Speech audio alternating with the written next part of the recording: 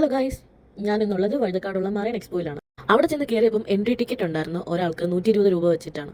ഇത് സ്റ്റാർട്ട് ചെയ്തിട്ട് കുറച്ച് നാളായി ഗൈസ്. പിന്നെ ടൈമിംഗ് വരുന്നത് 3 മണി തൊട്ട് രാത്രി 9 മണി വരെയാണ്. അതിനുശേഷം ഞങ്ങൾ ഇതിൻ്റെ അകത്ത് കയറി. അപ്പം അവിടെ കണ്ട കാഴ്ചകളെന്ന് വെച്ചാൽ കുറേ വെറൈറ്റി മത്സ്യങ്ങളുണ്ടായിരുന്നു. അതും പല ഷേപ്പിൽ പല കളറിൽ, പിന്നെ ചെറുതും വലുതായിട്ടുള്ള കുറേ മത്സ്യങ്ങൾ ഞങ്ങൾ അവിടെ കണ്ടായിരുന്നേ. പിന്നെ ഈ റെഡ് കളറിൽ ഇരിക്കുന്ന കൊഞ്ചാണ് ഗൈസ്. അതിനുശേഷം ഇതൊരു വലിയൊരു മീൻ, പിന്നെ അരപ്പമയാണെന്നാണ് തോന്നുന്നത് ഗൈസ്, എനിക്ക് കറക്റ്റ് അറിയില്ല. പിന്നെ അതിനുശേഷം മൂശയാണെന്നാണ് തോന്നുന്നത് ഗൈസ്. അതിനുശേഷം എൻ്റെ അമ്മ കോൾ ചെയ്യുന്നുണ്ടായിരുന്നു. അപ്പോൾ അമ്മയുടെ അടുത്ത് ഇവിടുത്തെ മത്സ്യങ്ങളൊക്കെ എക്സ്പോയിനെ പറ്റി പറഞ്ഞേക്കുമായിരുന്നു ഗൈസ്. പിന്നെ അതിനുശേഷം ഞങ്ങളുടെ തലയ്ക്ക് മുകളിൽ ഒരുപാട് മത്സ്യങ്ങൾ ഒരുമിച്ച് കൂടി നിൽക്കുമായിരുന്നു. അത് കാണാൻ നല്ല ഭംഗിയാണ് ഗൈസ്. ഞാൻ വീഡിയോ എടുത്തിട്ടുണ്ട്, ജസ്റ്റ് നിങ്ങളും കൂടെ കാണും.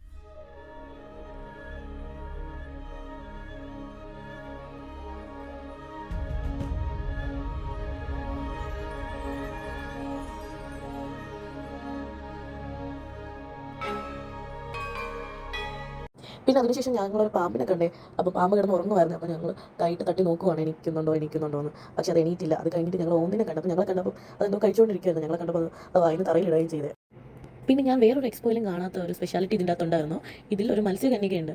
നല്ല ഇൻട്രാക്ഷനാണ് കേട്ടോ, പുള്ളിക്കാരിയെ കാണാൻ നല്ല ഭംഗിയാണ്. അതുപോലെ തന്നെ പുള്ളിക്കാരീൻ്റെ വീഡിയോസ് ഞങ്ങൾ കുറേ എടുത്തു. ഒരു ക്യൂരിയോസിറ്റി തോന്നി, എത്ര നേരം വെള്ളത്തിൽ കിടക്കുമെന്നും അപ്പോൾ ബ്രീത്തിങ്ങിൻ്റെ ഇഷ്യൂ ആണെന്നും എങ്ങനെയാണെന്നൊക്കെ അറിയാൻ വേണ്ടി ഞങ്ങൾ കുറേ നേരം പുള്ളിക്കാരിയുടെ വീഡിയോ എടുത്തുകൊണ്ടേ ഇരുന്നത്.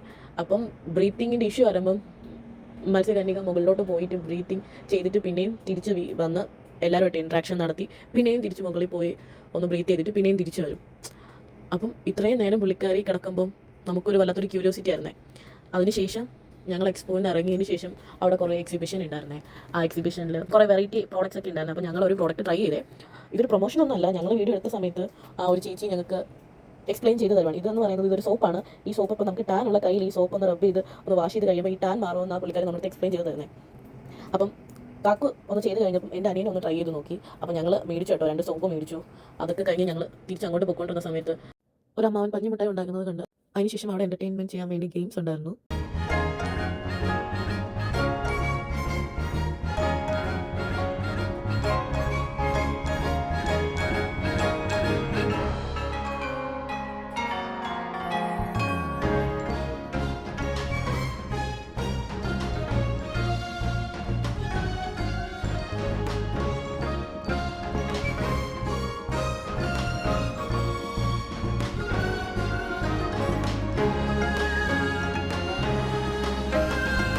അപ്പോൾ ഞങ്ങൾ വിചാരിച്ചു എന്തായാലും ഗെയിംസ് ഒന്ന് കളിക്കാമെന്ന് വെച്ച് ഞങ്ങൾ രണ്ടുപേരും അതിനെന്താ പേരെന്നൊന്നും എനിക്കറിയില്ല കേട്ടോ ഗൈസ്.